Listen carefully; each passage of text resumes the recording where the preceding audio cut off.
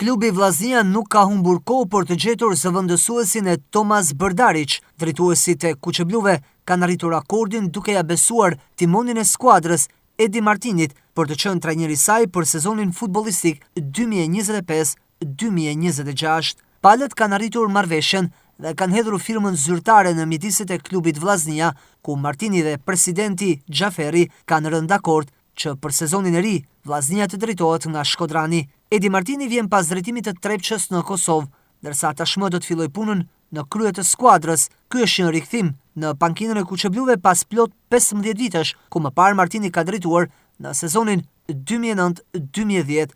Në vitet e fundit në superiore, ai ka arritur të fitojë kampionatin me Teutën në edicionin 2020-2021 dhe po ashtu triumfoi edhe në Kupën e Shqipërisë në sezonin 2019-2020, pa harruar dhe triumfin në Superkupë me Teutën në vitin 2021.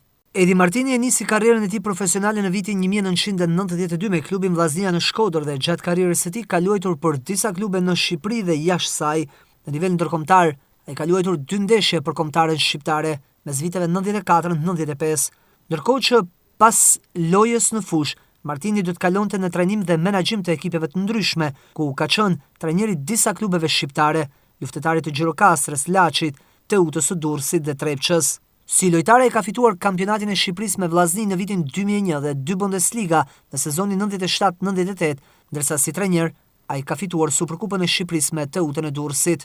Martini do të nisë menjëherë punën me skuadrën, e cila bëhet gati të luajë në Conference League, pasi nuk e doli të fitonte titullin kampion të këtij sezoni futbollistik, ndonse u përball në finale me Egnatian që e humbi 4-0.